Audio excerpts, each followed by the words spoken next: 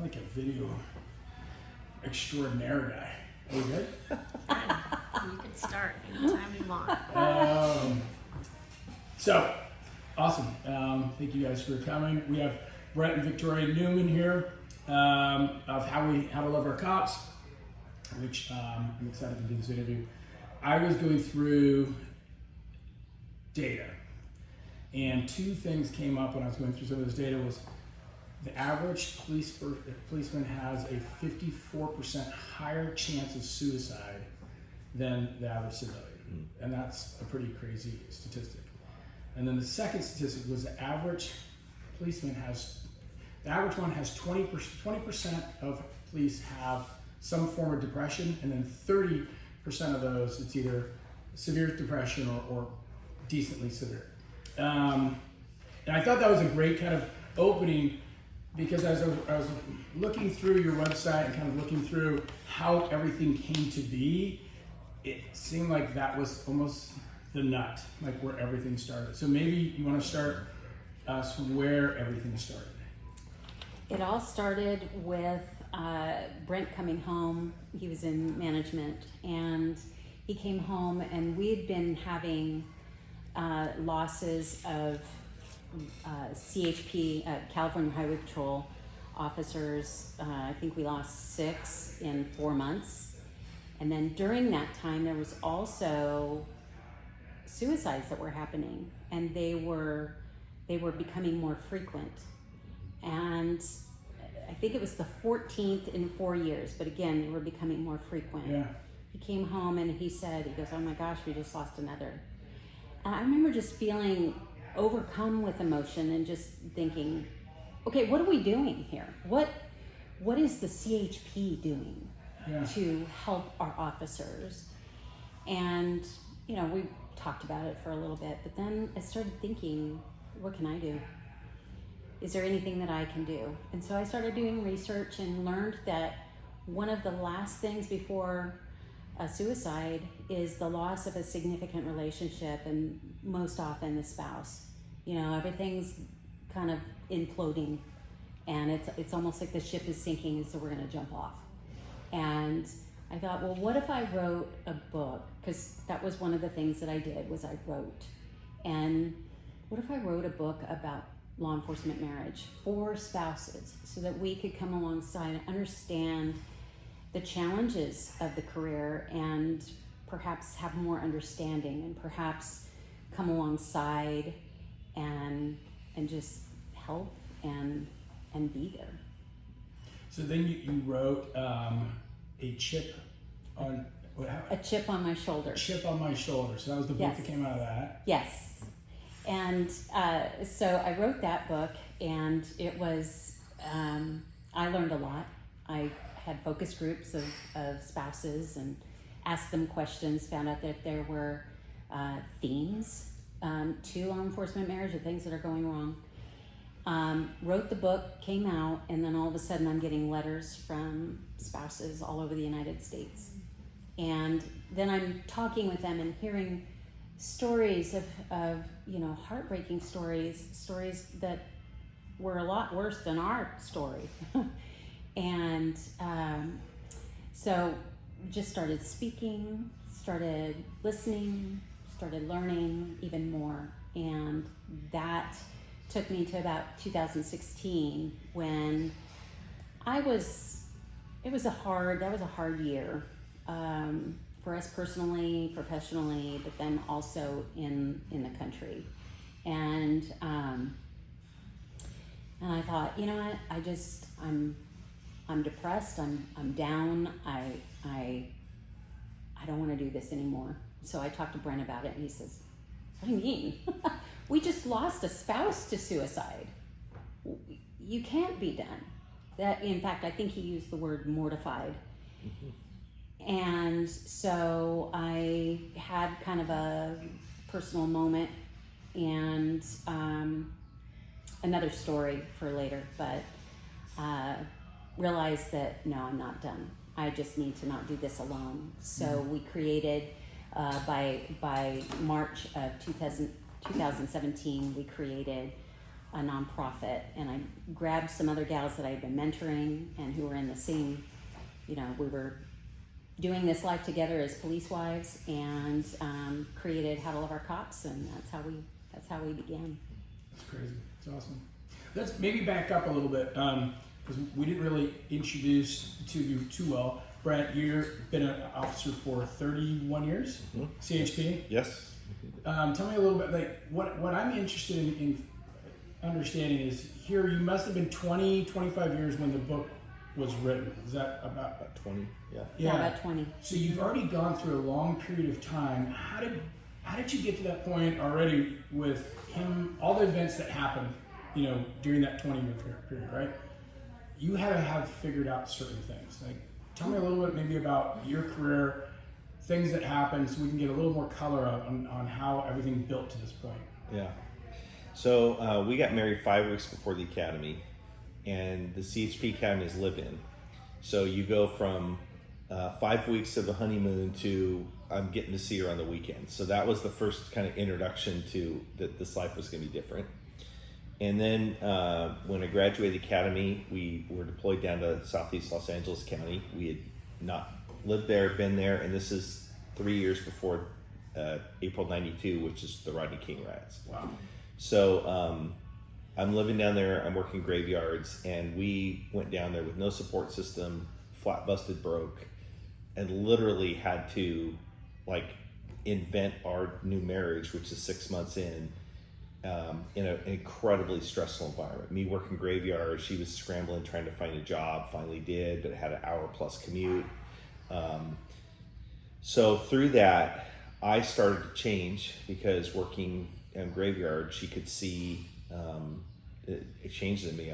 My language, my choice of words began to be more diversified in a negative way. Right. And I began to be a little bit moody and withdraw because what was really going on, I can see it now, is I was just processing. I was just seeing, experiencing so much. We see people at their worst moments, the best people at their worst moments, and the worst people we're seeing all the time. And people are lying to us, and then we're seeing just death and suffering, and we're seeing the effects of interpersonal human aggression, people assaulting and killing each other. And it just was so constant that, it was affecting me. So that was kind of how we got started, even before we had kids or anything. And Vicky did her best to kind of cope, but not really having any tools to do that. And I didn't even have any tools to kind of help her do that. So the first number of years of our marriage, we were glad we were married and we were pro each other, but we were already starting to have challenges.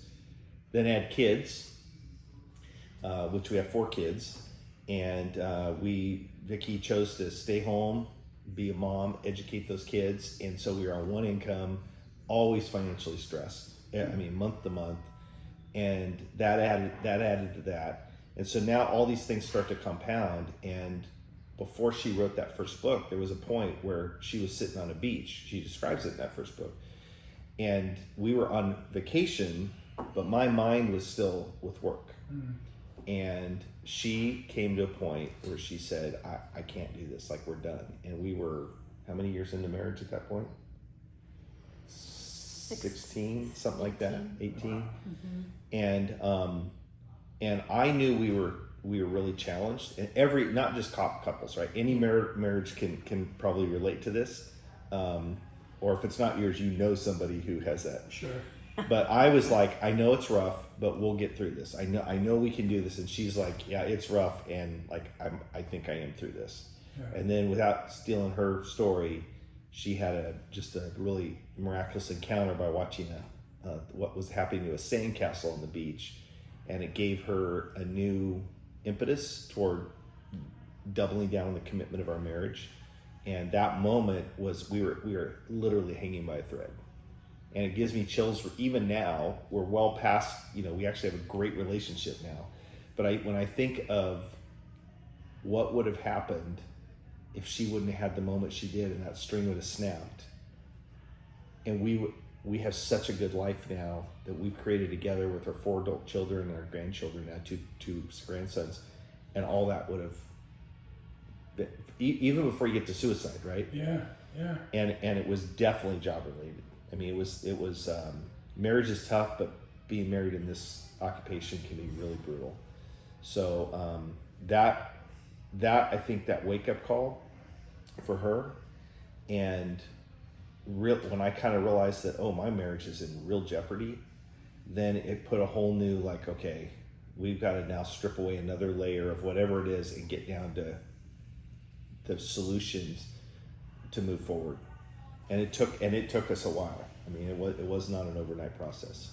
So I think I first want to hear about the sandcastle, because it sounds like that was like a pivotal part that moved this trajectory. So what's the sandcastle story? So, he'd been through quite a bit, actually, through LA. I mean, Rodney King riots, the aftermath of that, the Yosemite murders in Sonora. He'd been through a number of things, and he was promoting, and each time he was promoting, there's more responsibility, and that's hard on him. There's more responsibility, not just him on the road. It's the others that he's responsible for. And we're moving around, and we're having kids, and it's just a big life. But he was really kind of being a jerk. I mean, Trying, but Seems like a nice way of saying it. I just remember us we were at this, on our vacation down in Oceanside, and I was just so tired. I had talked to him so often about, I just need you to be nice to me. Can you not treat me like one of your clients that you see on the road? I mean, and then, we were looking forward to the vacation, and that's when we can get away and just, but he's in the room and he's a million miles away. And we were at SeaWorld that day of just, he is on the phone most of the day. And I was so done. It was like, it started to be like, I don't deserve this, to, you know what? I don't deserve this. You know what? I'm out of this. And then we got in this silly little argument about chips at the end of the day. like potato chips. Like potato chips. Right. Not like Not the movie. Punch and John. Right. Yeah. Okay. And it broke me. And I'm like, all right, how am I going to tell everybody that I'm done? How are we going to separate all this? So I made dinner. Nobody knows what's going on inside of me. He's still way far away. Kids are playing. And I went for a walk. Nobody even missed me after dinner. And I find this sandcastle on the beach. And this, it was a beautiful sandcastle. Somebody spent a lot of time making it. And all there was these rocks that were surrounding it, like a moat type of thing. And high tide was coming in, and it was starting to erode this sandcastle.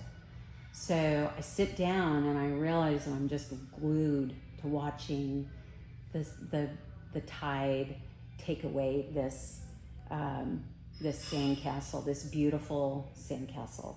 And I realized I'm watching my home erode away from the hardships that are coming our way.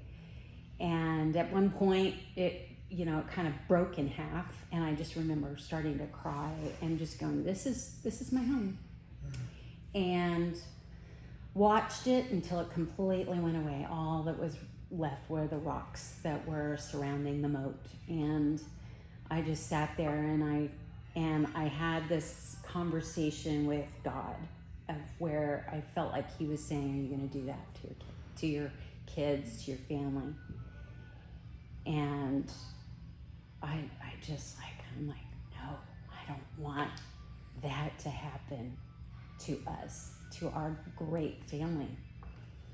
And so I had to make a decision of, am I going to support him no matter what? And so I did. I recommitted myself to whatever came. And that I was going to hold this together. And I was going to love him and figure out how we can make this work. And it got harder after that. So what about what year was this took place? That was, I believe it was 2010. I was actually in the middle of writing my book. Interesting. Yeah. You know that I think I mentioned that statistic you have on your website where what is the average individual has 3 traumatic life events, and the average police officer has 200 traumatic events during that time. The statistics just almost dumbfounding when you think about it, right? The amount of interactions you have that are, we just think, oh, it's the little stop that they make, their life's relatively easy, right? And it's just not true. Is that right? Mm-hmm. I mean, like what? Give me like a week. Like what are you processing during a week? So, for example, those first few years, it would be working graveyard, and you're going out and just trying to make a whole bunch of traffic stops, because our primary thing was working all over Los Angeles County, arresting impaired drivers before they could crash in themselves or into somebody else. And so a lot of that was not, I wouldn't call it particularly stressful. You're trained for it, you're making a lot of stops, you're arresting people that are under the influence. But then you get the ones that either want to fight you to the point they would kill you if they could. And then you start going to the accidents, of course, and you're seeing the carnage and the suffering and people, screaming in pain and sometimes burning, and you see people laid out on the freeway that were ejected, and there are all kinds of, so not one of those kinds of things necessarily in and of itself, but it starts to grind on you. And then you have different use of forces that I kind of referenced, where people, that you're trying to hold them accountable per the law, and they don't want to be held accountable, and you're literally the person that's standing between them and their continued freedom, and they're willing to combat you, hurt you, kill you in some cases. So what ends up happening is, and I think there's another part of it, when you run into like good normal people, but maybe you caught them speeding or you caught them doing something, and they become their worst self. You start to really develop a jaded view of humanity, because it's not like I'm just working with the criminal element, but even some of the people that like should be good are consistently not good. Yeah. And so what happens is, if you start to develop maladaptive coping mechanisms, so you start to drink, or you get into porn, or you're gaming all the time, or whatever your thing is, instead of actually just processing what you're going through. And all of these words I just said did not exist early in my career. There was no peer support, there was no counseling. All of these words, these terms and concepts did not exist anywhere in law enforcement. Mm-hmm. So then you're just trying to go the best you can. For me, I tried to go to church. I was very sincere about that. And that really did help, interacting around non-cop, like good, normal people. But at the same time, it's like I would find I could relax with a drink. Kids were relaxing. And the crazy thing is, I wanted to be a great husband and a great father. I mean, it was like really important in my value system. So you're hearing this 22 years into marriage, and I'm wanting to be a fantastic husband and a father. But you get a little bit off track early, and it just becomes this pattern of, I don't know how to process my stuff, and now you start putting more weight on it through continued careers I started to promote. And I still haven't dealt with some of the calls and some of the things that I experienced early, but I'm putting now more weight on that. And so now my maladaptive coping, whether it's drinking or something else, I remember, many nights like just being really spun up. It's like, well, I just drink to go to sleep, which is a horrible idea from a health standpoint, because you wake up in the middle of the night, you don't get to sleep, you're dehydrated. I mean, it's like a colossally bad idea, right? Yeah. But that's all I knew. And it affects every part of your life, so I'm not as mentally present. And it had devolved to the point, when Vicky's telling you the sandcastle story, that over 22 years of law enforcement and not getting any kind of assistance or concepts, whatever, that's where I was. And because I was there, it was having a tremendously bad effect on the entire family. And they weren't messed up. Kids were beautiful. My wife's beautiful. but she's contending with all of this outside stuff, this outside world coming into the home through me. Right. So we have 22 years in. You're just starting to write this book, and like you've gone from there to now this organization is doing wonderful things, which we'll get to. But I'm just curious, like, where's the term? Because a lot of what you're talking about, the terminology that you're using, wasn't present, right? I mean, PTSD, I think, was probably just in, I don't want to call it in its infancy stages, but it had become come out more from a military standpoint, right? So we'd heard that on a regular basis, but we really never, I don't know if, and even today, I don't know if really people think about it in terms of our police officers. So how do you go from, okay, I've got to keep my marriage together, and then starting to swing? So what goes on? Well, let me just say that during that time, there were no tools. Yeah. I didn't have any tools. But for the book, I had to do research. And I started finding out that what post-traumatic stress disorder is. And not just that, but hypervigilance. These words that I'd never heard before that were very much in our home. And there's actually things that we can do about it. And so when I wrote the book, I got some knowledge, and I didn't quite have the tools yet, but started understanding that, oh, okay, so this is actually a thing. This is actually not just me and him. This is a lot of families that I'm talking to, and harder things in other families than what we had experienced. And so my learning started at that point. And it took a while for me to really start getting it, but I was reading, and there really wasn't a whole lot. My book was the first of its kind of coming out, where it was for a spouse, written by a spouse, and it was more of a how-to rather than just me talking about him and I. Because I had, interviewed a lot of people to write the book and to get more information. So that started my journey. And I would say that since then, I've been learning. So it's steadily. Almost like the proverbial light got turned on in the room. It's Yes. like, often we talk about these things where when people feel worse or they feel terrible, it's those moments of which they feel the most alone. Like there's nobody else that can help them out. You're the only one in that situation. Exactly. And what I'm hearing from you is you're like, the lights got turned on, and you guys were, as wives, right, we're actually standing next to each other in a similar situation. Is that? Yeah, exactly. When I had my first dinner, where I invited a whole bunch of every cop wife I knew, and they all come, and none of us know each other, but I put a tape recorder in the middle of the table, fed them some dinner, and asked 2 questions, and couldn't get them to shut up into the night. I mean, it was pitch dark when we finished, and we were exchanging numbers at the end. It was that's what turned on the light. So what were the 2 questions? I don't remember.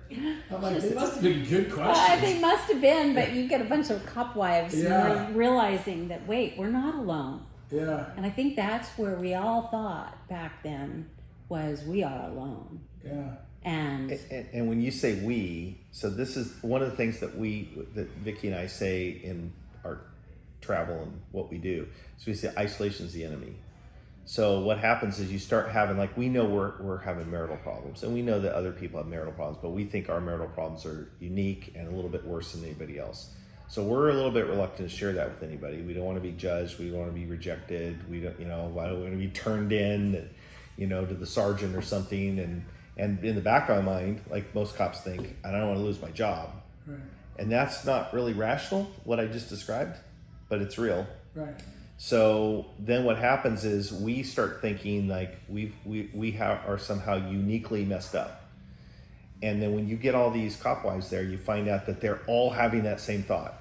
Their particular dysfunction in their marriage may be a little bit different from ours, but there's more similarity than difference. And then when that you could ask honestly 2 very marginal questions.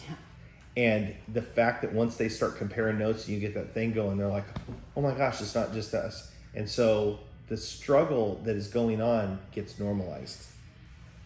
And then once that kind of that pressure comes down, like, okay, it's actually safe to talk about this, and we're not, in fact, we're not as bad as those 2 guys are, you know.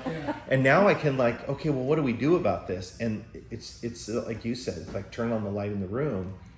And that was another big step. And she did it to research the book, but I remember she did a second focus group with similar results, and I'm like, hey, do a 3rd or 4th. I wasn't in them either, but I could see the effect it was having on her. I could hear both for her research and the reading that she was doing, as well as these focus groups, her knowledge was, I mean, like tenfold overnight every time she would do these. And I was like, this is amazing, because it was actually, you know, I was kind of playing it off like this is helping you write the book, but it felt really good to me too. For some reason, it felt like I was being helped.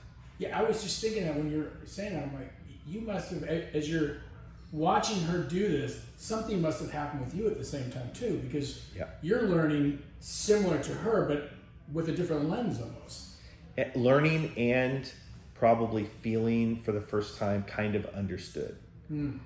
Because that's one of the difficulties is we traditionally have not been the cop, and it's not just male cops, female cops have the same issue because of the way we're kind of trained and wired, and so we're not really good at expressing things. And I'm probably a little bit above average in that category. And yet when you've seen someone dead, when you've seen a dead baby call, when you've gone to, you know, see a child or a multi-cat, you know, I've been to the thing where a lot of people have died in one incident, or you saw someone suffer, or you got attacked, or I mean, all the different things that happen.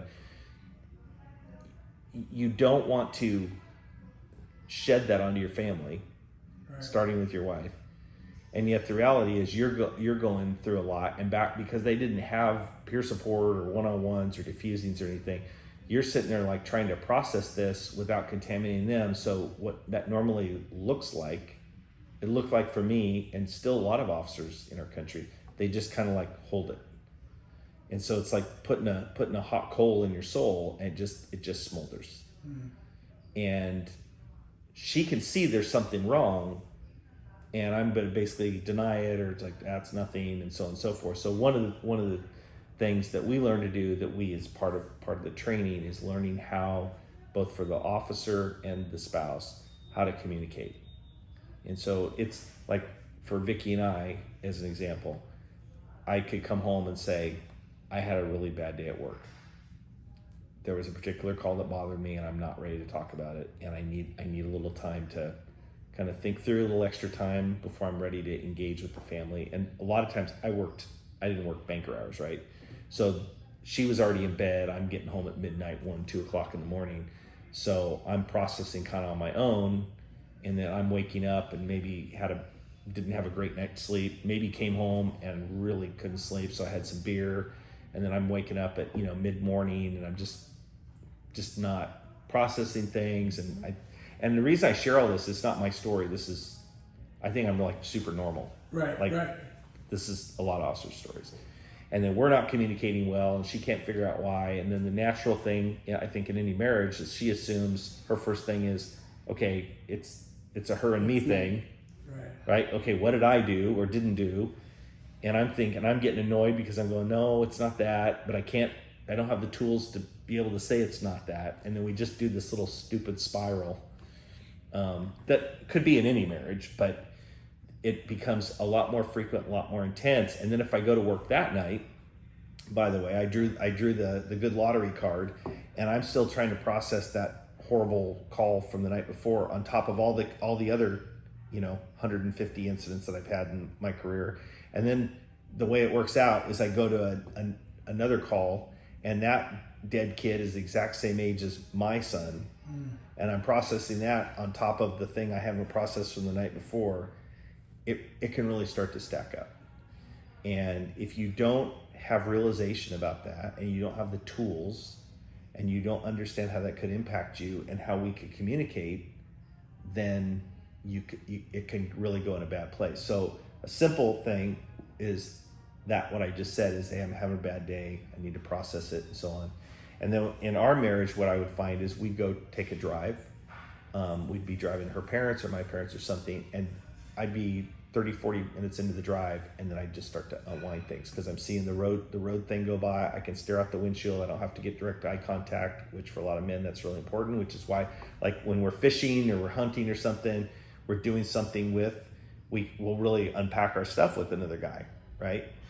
And that side by side and driving, and she was really good because she would realize this is like, oh my gosh, she's actually talking, and she'd just be very present but quiet and allow me just to process it out.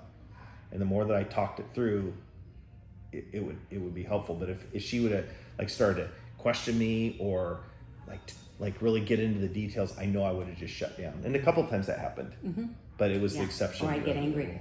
Yeah, like something would happen at work and I'd be really angry about it, and that would totally shut him down. And it was on my behalf. She was getting angry, not at me, but for me. But it was like, that's not what I need.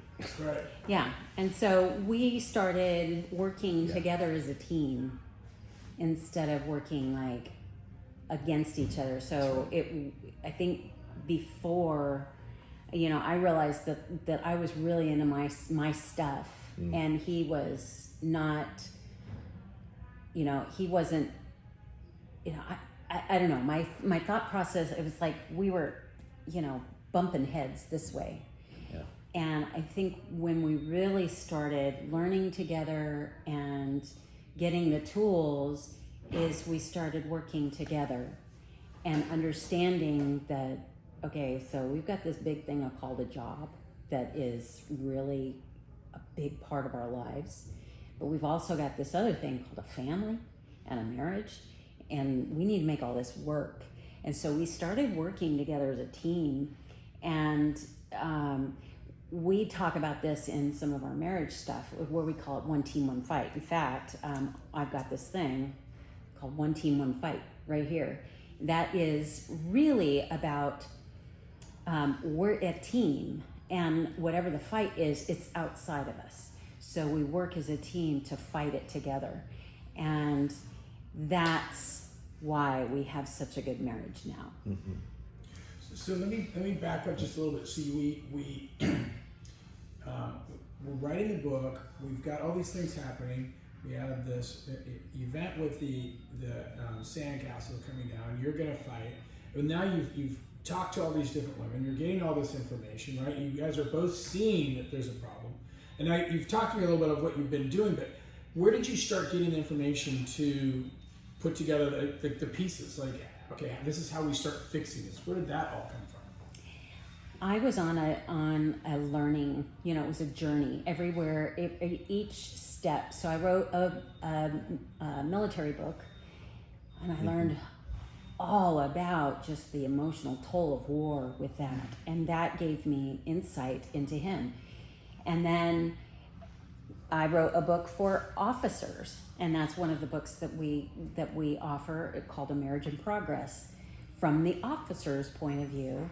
And I learned even more about him, and started really looking at everything that was available. A whole new world opened up. And so as he's continuing with his career, I'm continuing my learning journey. And then when it came to the nonprofit, then I was starting to, we were training, and then, and then he retired, and it was just, it was a constant learning journey, therapy, other organizations, I went through chaplaincy training during that time so that I could get some skills, and then I was peer support trained, and then he retired, and then 2020 came, and everything blew apart, and we How to Love Our Cops just really blossomed from there. This shows you a knucklehead I was, because she had to do all those different things just to like get back to level set in our marriage, because a lot to overcome.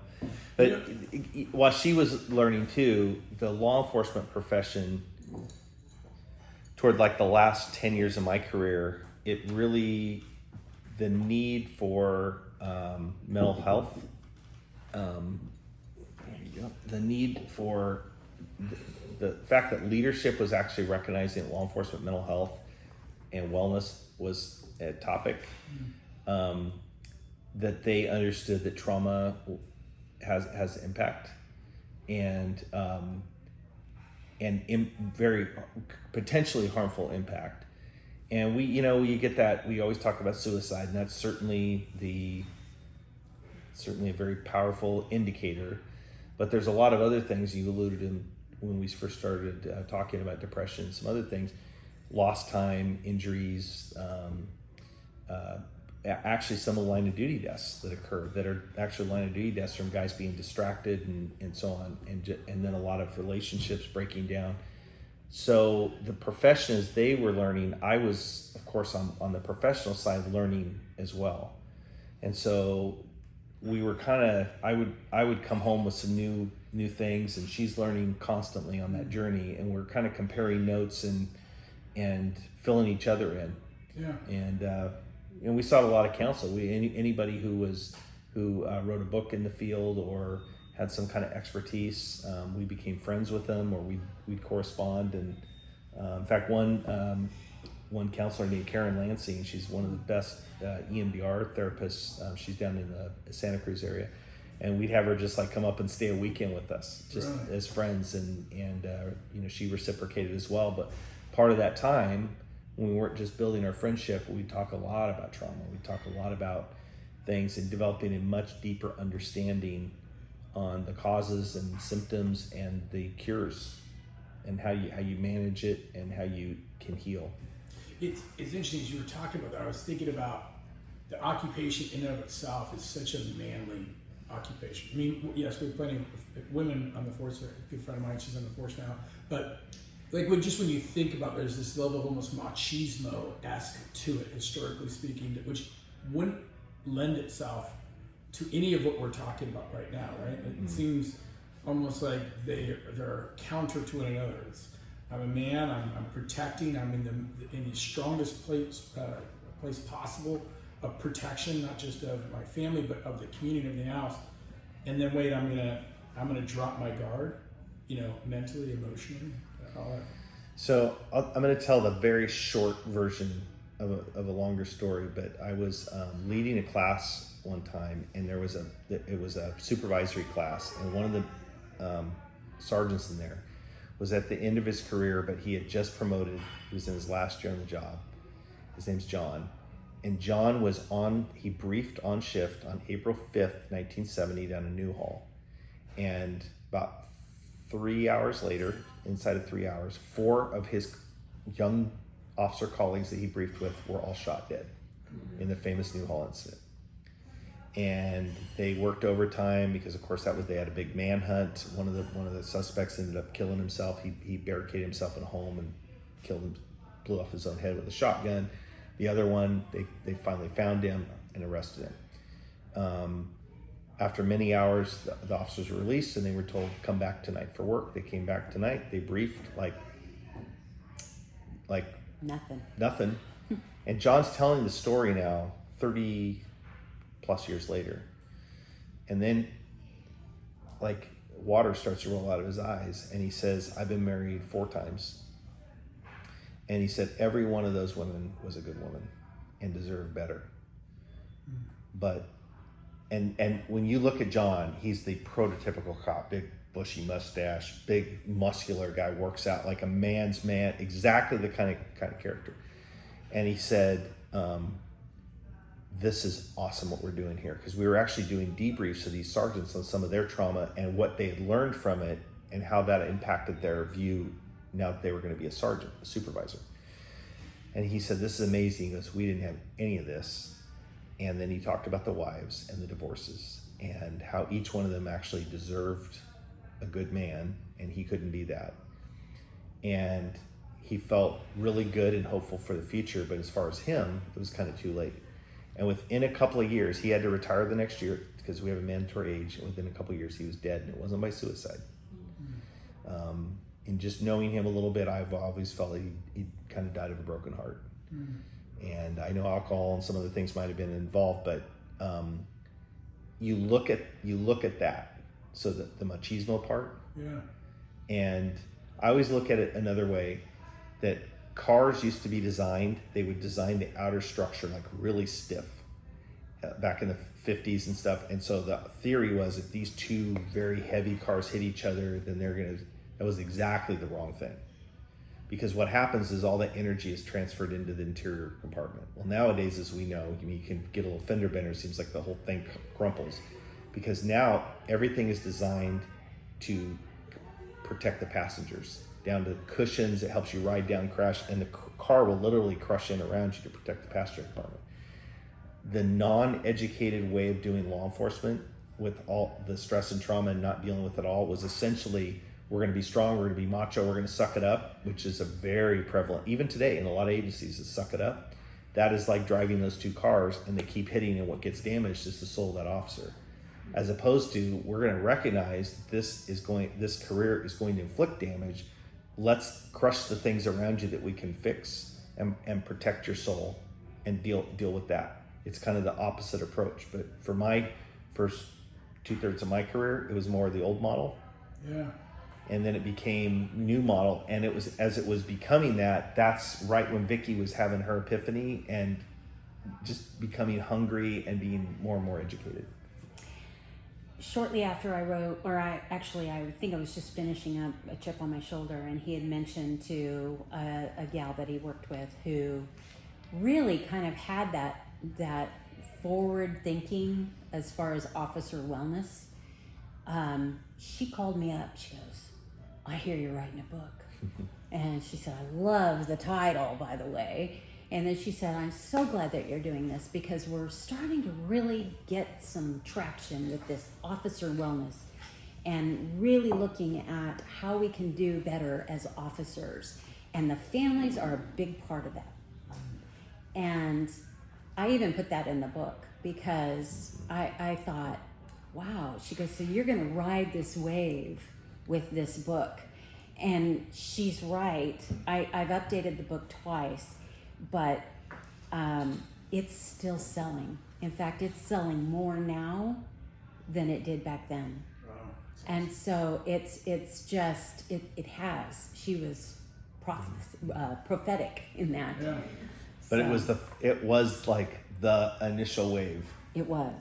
It was kind of that thing, which we're not trying to sound old, because it wasn't that long ago actually. But yeah. Well, but I think the war.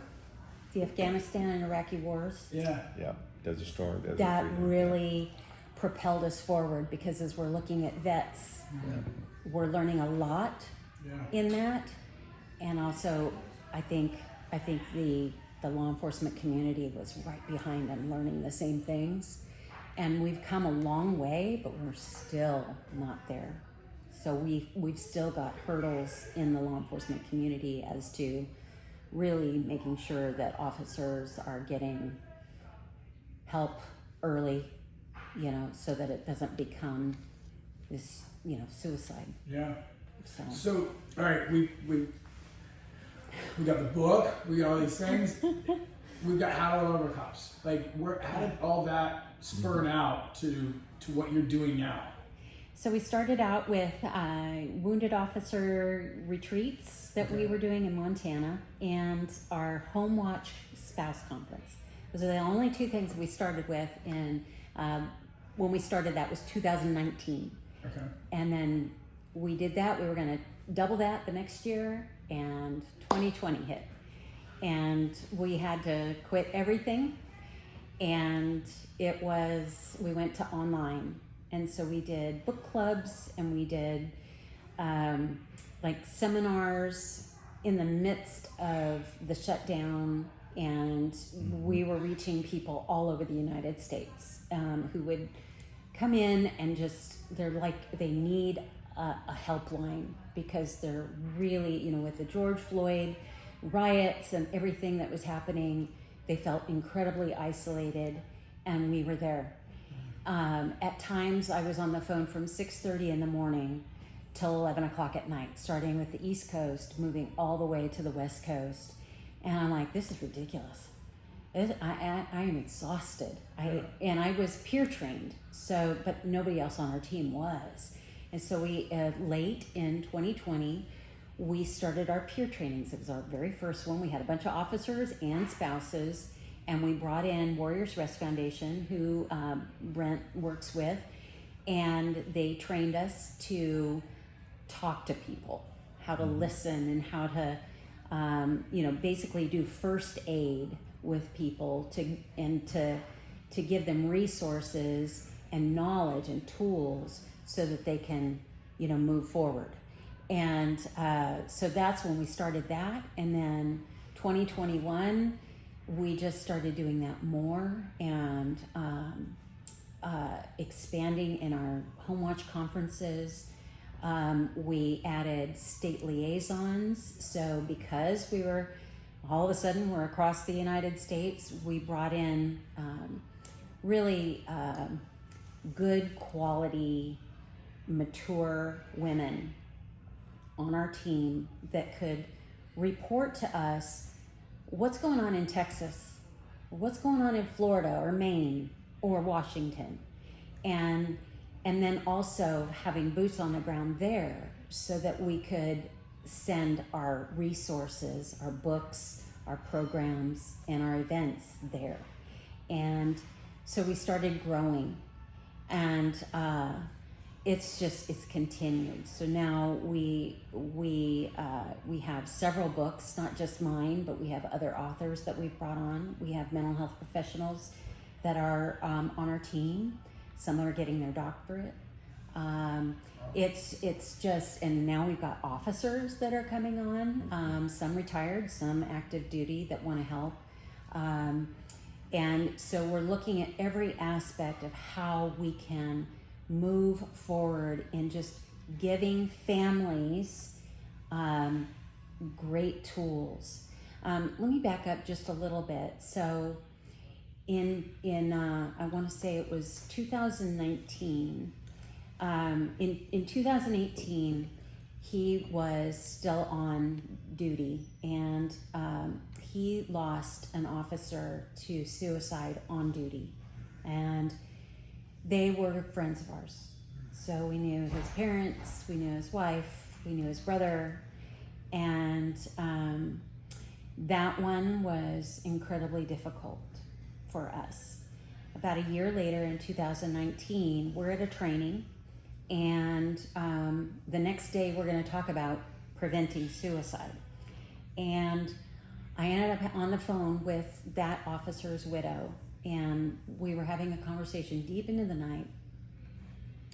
And she says to me, she says, if I would have known then what I know now, perhaps he wouldn't have died.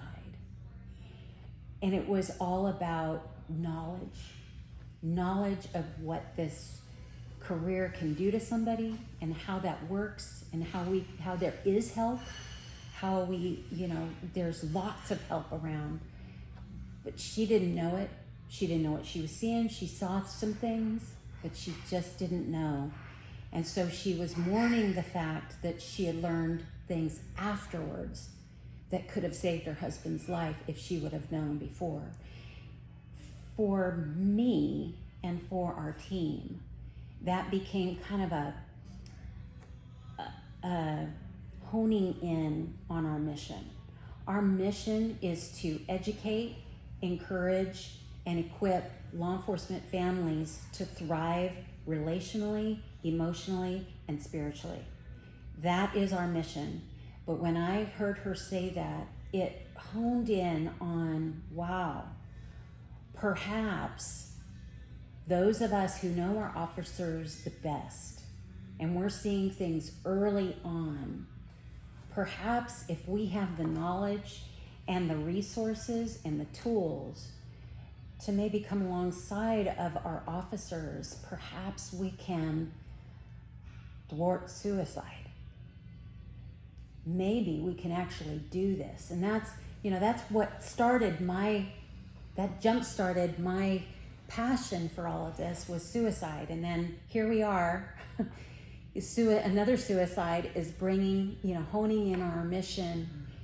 And it's not just about thwarting suicide, it's about creating, thriving in relationship and creating healthy officers and their families. And that goes out to the community.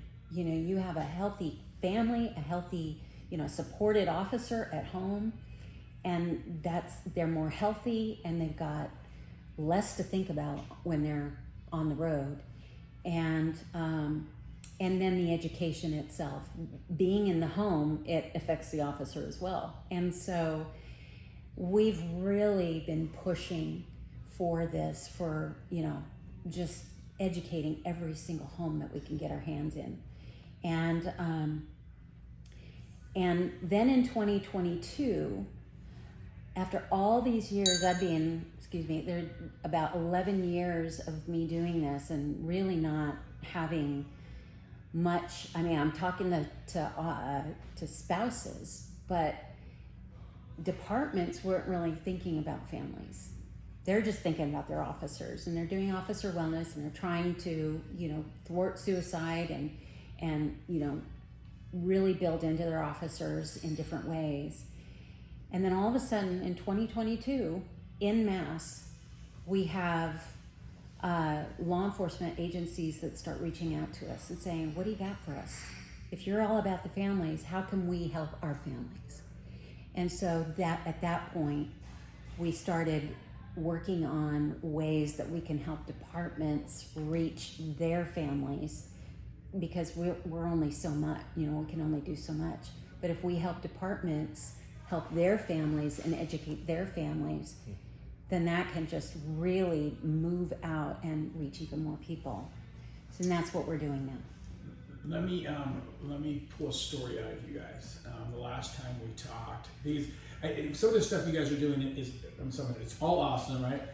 But when you told me this story, it resonated so deeply of the little things that you're teaching them how to do something that helps to unpack things. And so I don't know if you remember the story, but the story was with your son-in-law, and when he got into a chase, and then the woman, and I'll let you take it from there if you know the story. Maybe unpack what happened, and then how you guys, the two of you, were pulled into the situation. Absolutely.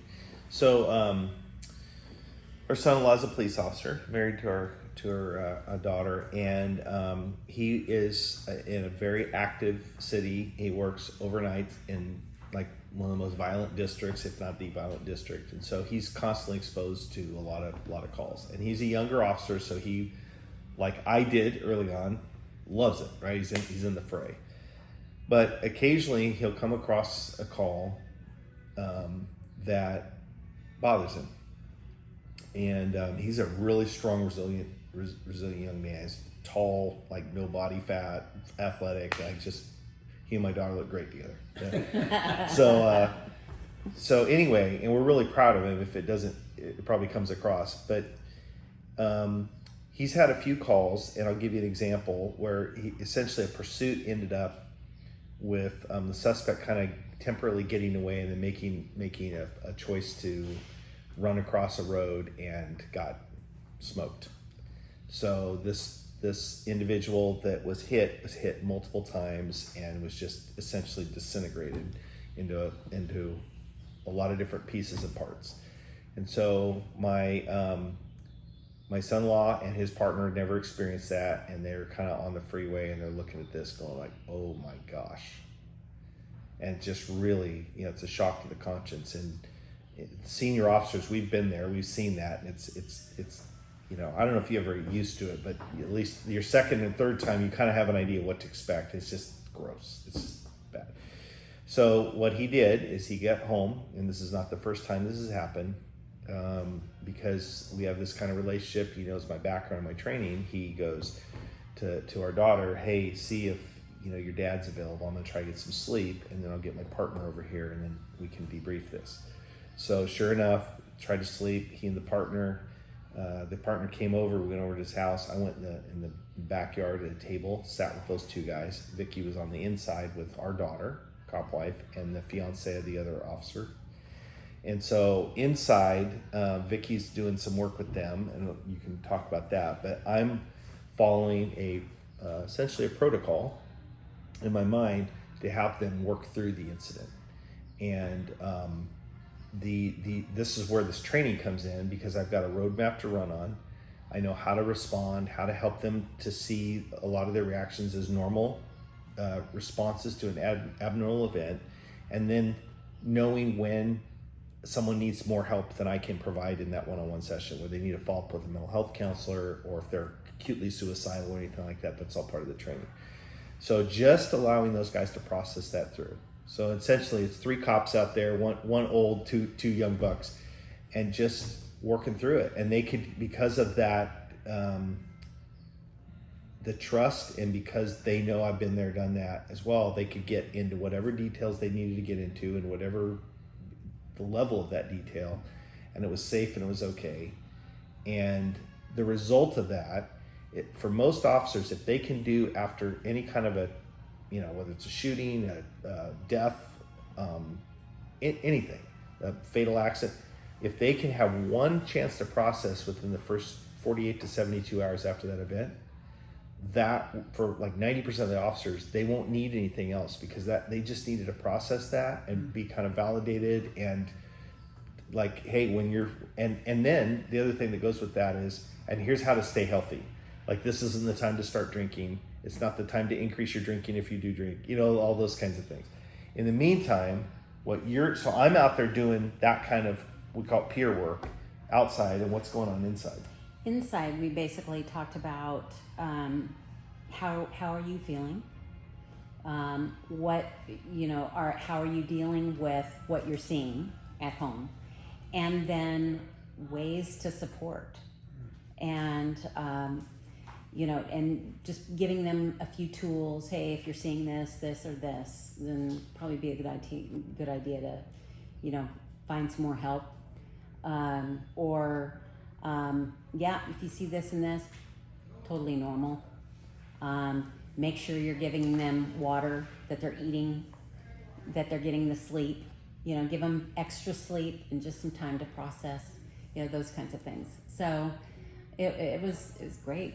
I remember you mentioning the water part. What's the water for? To flush out all the adrenaline, cortisol, stress, all the toxins that are being released in a body when they go through something like that.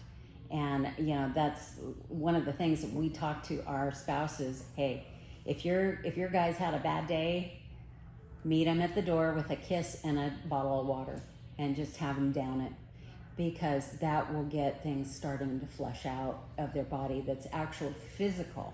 It's not all just up here. Yeah. It is actually the whole body that is responding. You don't really think about it. You think like, okay, you talk about all these emotional and visual things, right? Even probably tactical to a certain extent, but then that component of what's happening chemically inside our bodies, especially when trauma happens, and just that importance. This is the simplest thing. Water, throw it down. You don't even think about it. Yeah, I can remember working in LA, particularly before I kind of figured this out. I can remember being in like high-speed pursuits, foot chases, battling with a suspect, and I mean, like, adrenaline's high and all this kind of stuff. And then like 10 minutes later, 15 minutes later, I have this like crushing headache. And I'm going, oh my gosh, and not being smart enough to like connect.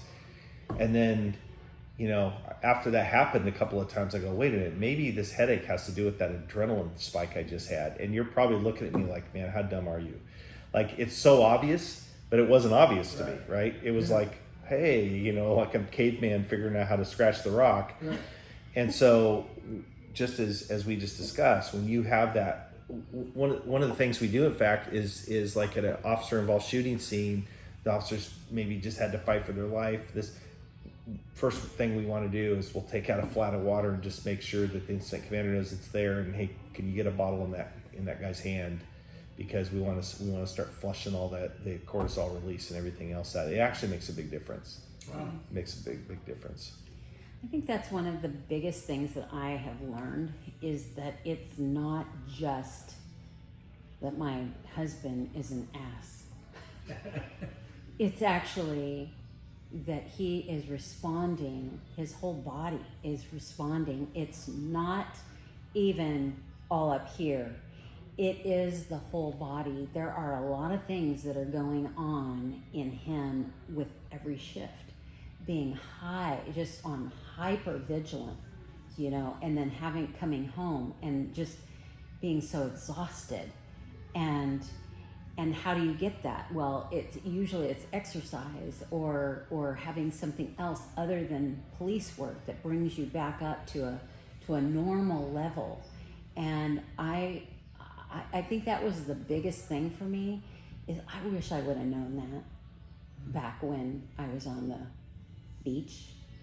I really wish I would have known that, because I thought that he was just being a jerk.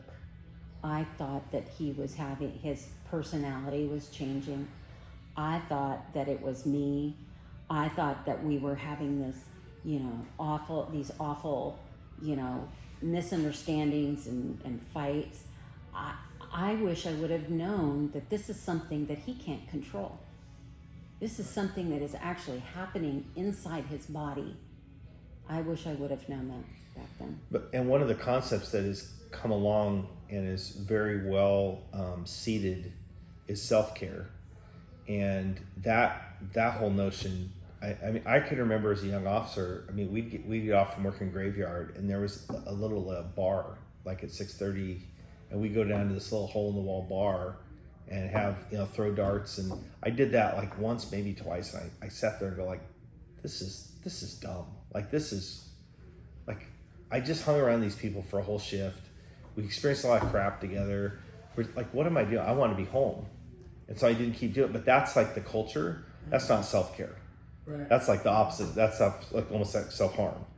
But it's all we knew. That was what peer support was, 80s and 90s, and the caveman peer support. But at least it was I think officers did that. We call it choir practice, where are you going to all be at choir practice?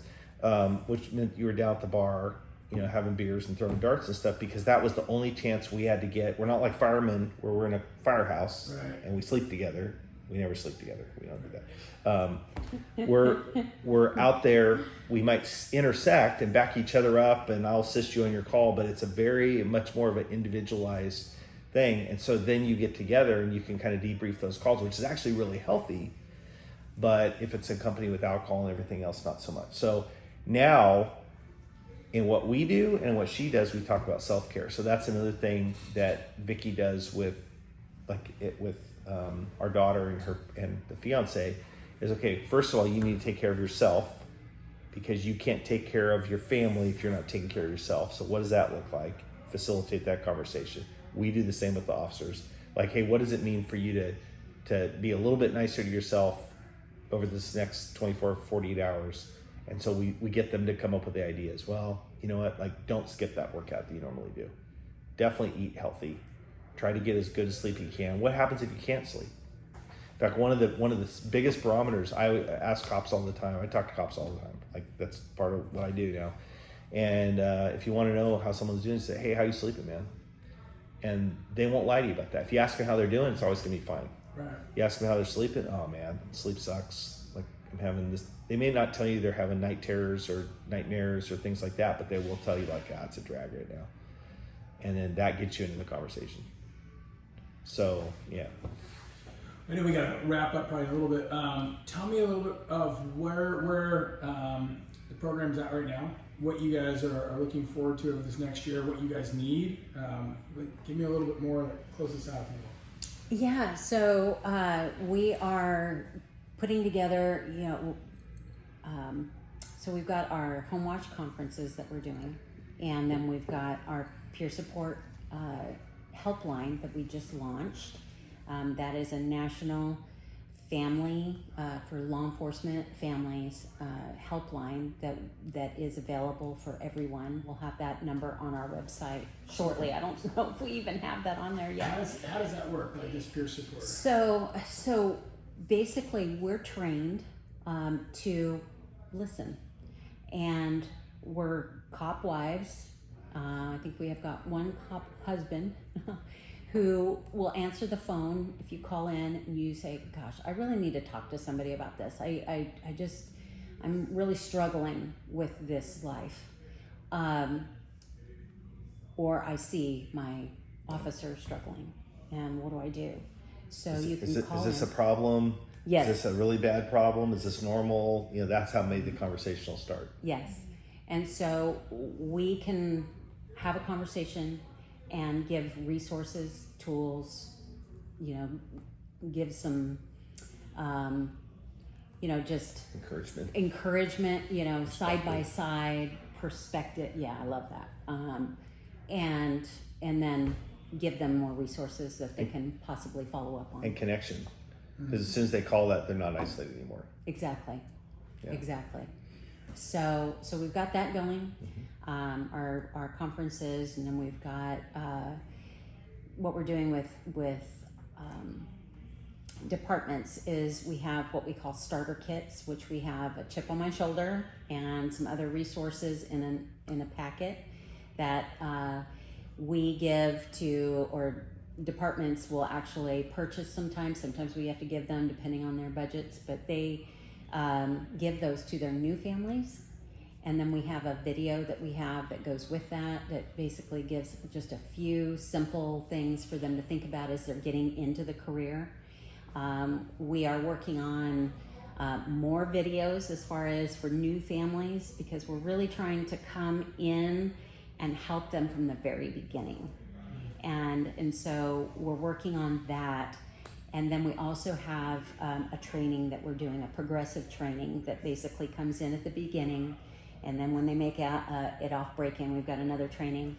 And then like another year or two later, then there's another training that gives families tools and knowledge, perspective, facts, things that they can do to help their officers and themselves really thrive in this life.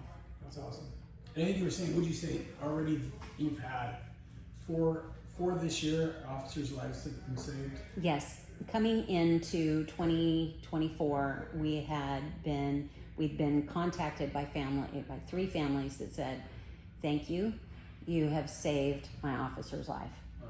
And since January of 2024, we've had 4 more come in and just say, hey, yeah, we were on the edge. And because of our work, which is peer work, and our conferences, those are both the ways. And we have, because our people are trained, they can kind of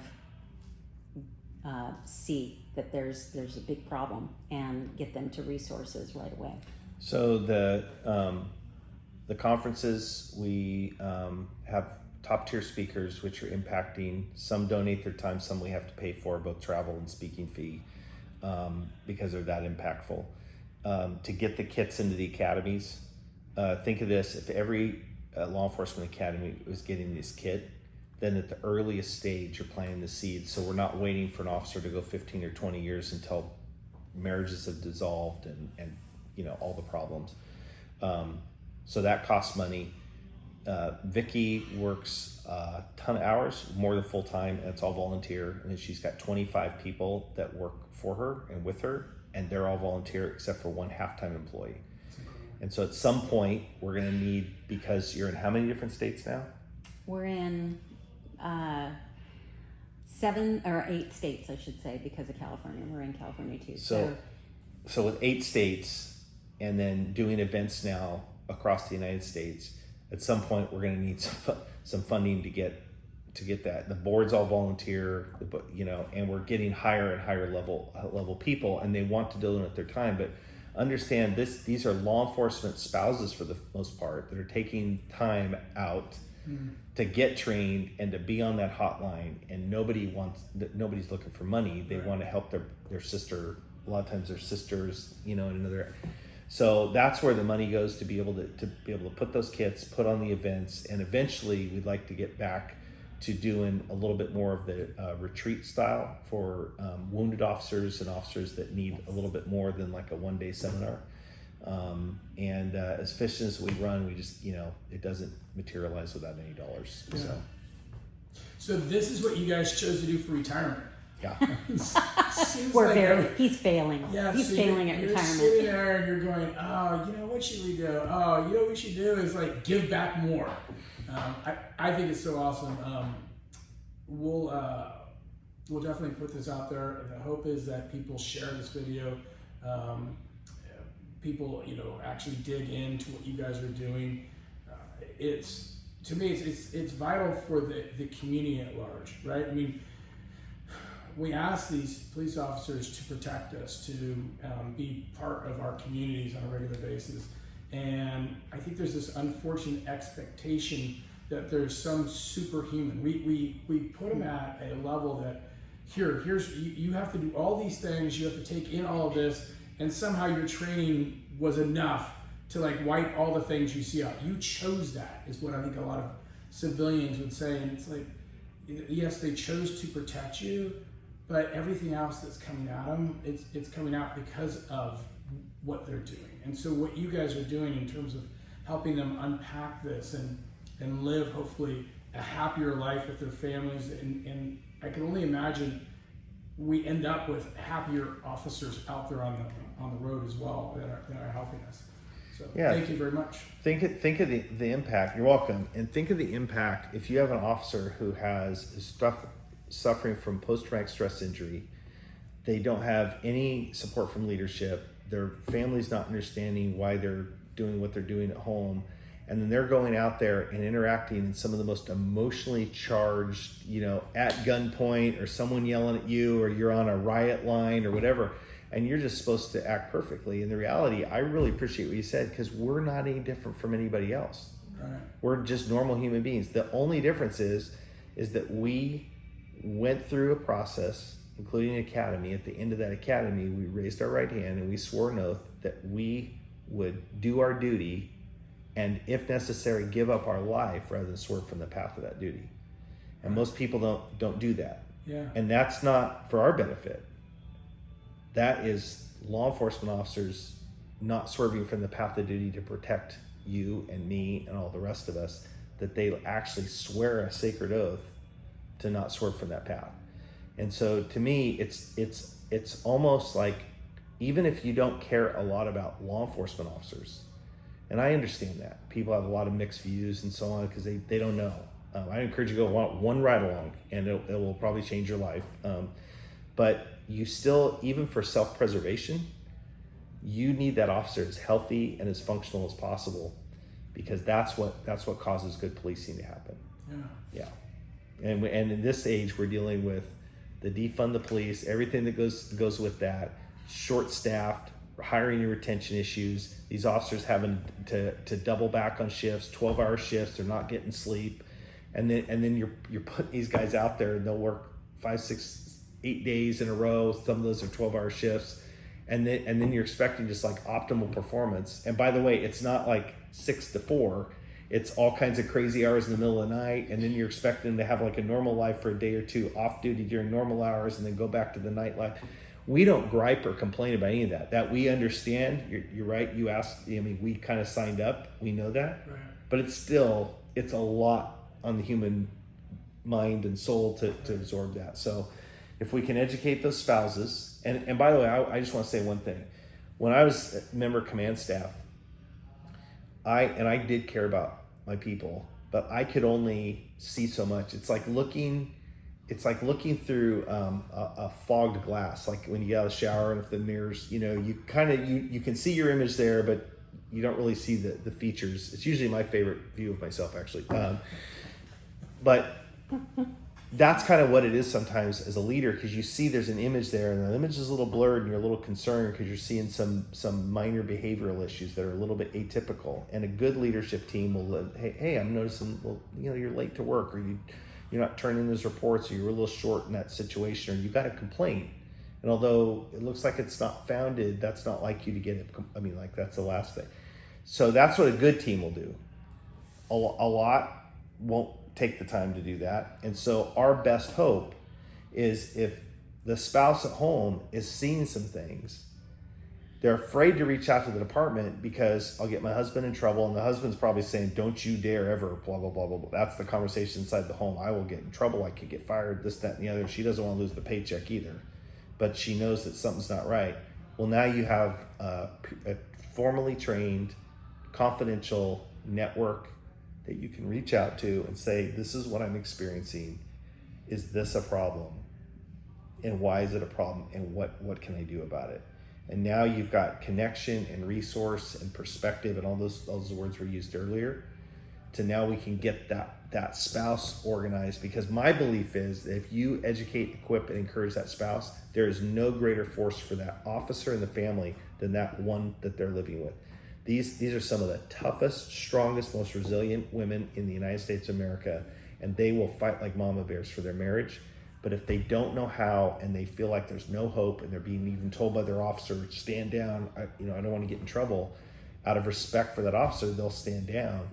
In reality, they need to stand up, but they need the connection to be able to do so. So I think that's why I'm like super excited about what Vicky and all these other women do, because it is literally the thing that will cause much more than I can do as a command officer. This is inside out kind of change in the law enforcement. That's awesome. Yeah, thank Well you. said. Very good. Feel it, believe it. We're good. Thank Now, you. what he's going to